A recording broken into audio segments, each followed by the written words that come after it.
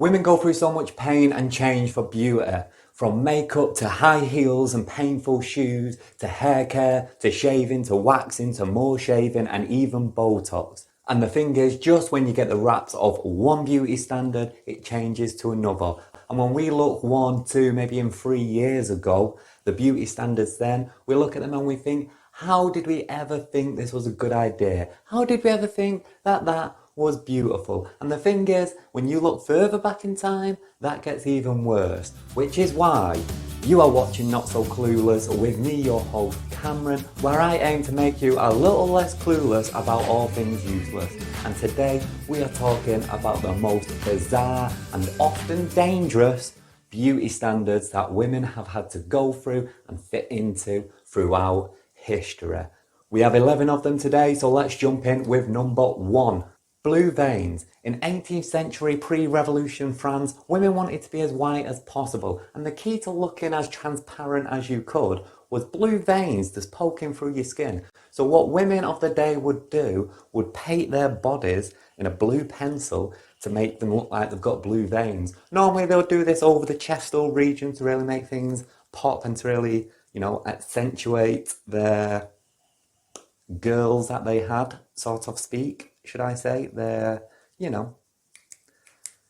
like blue veins, basically, is what I'm trying to say. But some women would take this one step further. You see, some women would get leeches to suck their blood, pulling out and accentuating all their veins and making their skin look extra pale. Number 2 is ancient Greece and the unibrow. The unibrow was a symbol of both intelligence and purity, and nothing was more beautiful than a woman with a thick, bushy unibrow. So what women would do is they would paint fake unibrows on themselves with powder, and some women would go one step further and they would use goat hair, like on a little Billy Gruff, put that on their head instead. Crazy, I know, but that's what was beautiful in ancient Greece. Then with number 3, we are going to the ancient Romans, who would use urine as mouthwash. This was before the days of Listerine, let me tell you. Mouthwash was thought to purify the mouth and get rid of any nasty stinks. I don't know how you can get rid of a stink with something notably stinky, but that's what they did. They would also use it to brush the teeth. Urine has ammonia in it, so it would help both with the smell and whiten your teeth up a little bit. Interestingly enough, the Romans always preferred Portuguese urine. So Portuguese urine was the one that was purchased and shipped over. So much so that the emperor at the time had to put a tax on Portuguese urine. Number 4, we're going to the Middle Ages, and the most beautiful thing a woman could have was a big, smooth, large forehead. Big forehead was the thing of the day. So what women used to do is they would pluck their hairline, make their foreheads more accentuated, to make their foreheads look even bigger. Another thing that they could do was to shave or pluck all the eyebrows and the eyelashes out. So they had a completely smooth looking face, like the women you see here, making the forehead look huge, which was beautiful. Number 5, during Victorian times, pale skin was still the idea of beauty. So what women would do is they would bathe in arsenic, which would pull all the complexion from your skin. It would also poison you, but more on the paling up your skin. Another thing that they could do is they would have arsenic wafers. Yeah, these were a thing that people would sell. Arsenic complexion wafers, and you could just nibble on them and it would slowly poison you and get rid of any spots or pimples and brighten up your skin. Number 6 was the practice of Agoro, also known as teeth blackening. In Japan, people saw black teeth as a sign of wealth. They seen it as a sign of maternity. It was the most beautiful thing you could possibly do as a woman. So what women would do is they would darken their teeth with all kind of charcoal and powders to have this bright black teeth look. In that way, today it's all about white teeth. Back in Japan, it was all about black teeth. Going in with number 7 and still sticking on the teeth, this time in the western side of the world, short teeth was popular. And it's the pain that women would have to go through to have these ideal, beautiful, short teeth, which involved filing down your teeth one by one in order to cut away all the top bits and have these tiny little narrow slivers of teeth. Crazy, I know. Number 8 is the Victorian tapeworm diet. This is during the time when skinny started becoming popularised. What women would do is they would swallow a pill that contained the eggs of tapeworms. The eggs would then hatch within inside the host and the tapeworm would live in their stomachs, and then everything you eat, the tapeworm would eat. So this is something that was readily sold as a dieting exercise.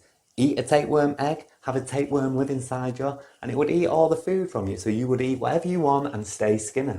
Sticking with the 18th and 19th century, we have number 9, which is when corsets came into popularity. This is the era when every woman wanted to have as narrow waist as possible. The narrower your waist, the more attractive you were. So as a child, women would wear corsets and they wouldn't take them off until they was married, and then their husband would remove them. The corsets would constantly get pulled tighter and tighter and tighter, creating this body of just a waist that would go right the way in, really narrow. This would often crush the organs inside a woman's body. It would move them around, and it would also break ribs.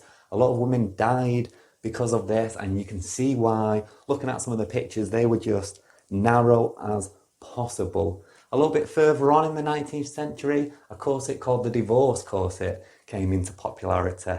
See, the original corsets, they were just straight up and down with a focus on narrowing the waist.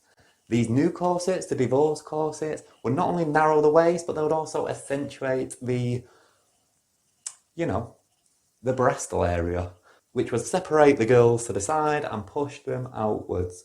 Things, once again, women would do for beauty, as that was the standard of the day. Number 10 is the 10th and 20th century of China, where an exercise known as foot binding would come into play. Now, I'm not going to show you any picture of this one because, believe me, it is disgusting. But if you do want to check it out, just Google Chinese foot binding and you'll see what I mean.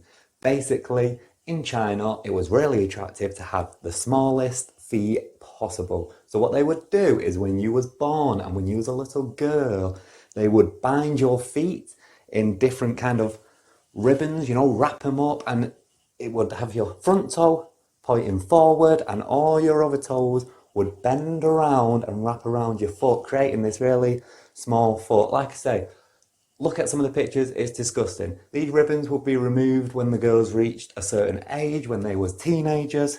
That is, of course, if they lived that far, because a lot of the time, not only would women lose toes through this practice, but they would also die. It was horrific. Here's a picture of a normal foot next to a binded foot. It's crazy. They would loosen and tighten them up every year to make sure you got the smallest feet possible. Don't Google it, but at the same time, do Google it. You know what I mean? Number 11, we get to 1941 Britain, where we have the war and rationing is in full force. And one of the first things to go in rationing was stockings, which was a very popular item amongst women of the day. So what women used to do is they would paint fake stockings on themselves. They would use gravy brownings, as well as you could buy liquid stockings, so you can paint it on yourself. They would even paint with an eyebrow pencil up the back of the leg to create what would look like the seam. So it looks like you're wearing stockings, even though you've just painted your legs. Crazy. And that concludes our list. Do let me know if I missed any out, or if you want a part 2. There's so many of these, I'm thinking about doing a part 2. I'm also thinking about doing a second part where I talk about beauty standards of today and the origins. Because I really think if you are a woman watching this, if you know the origins of some of today's beauty standards, you'll feel less inclined to have to fit that mold. And if you are a woman watching this, I really want you to think about the beauty standards, how far we've come as a society and how further we've got to go now.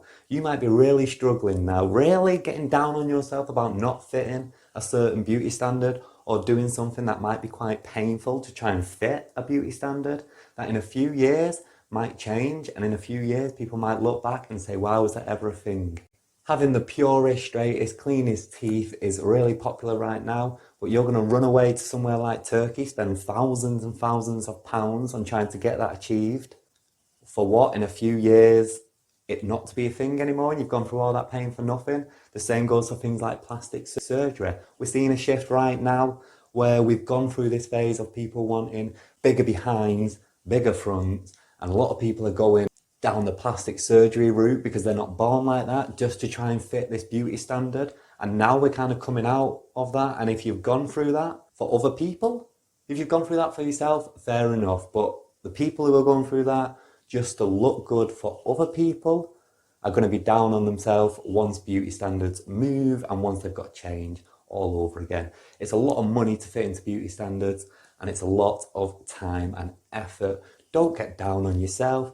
You know, if you want to change yourself, feel free, do it, but do it for you. Don't do it because of it's society's current trend or it's what other people are saying looks good, because opinions change all the time and there's going to be a new beauty trend in the next week. So, you know, bear with, hang in there, because what you've naturally got, the time is going to come when that's going to be the top thing. So don't get rid of it just yet, and don't change your character too much. And with that, I shall see you in the next episode.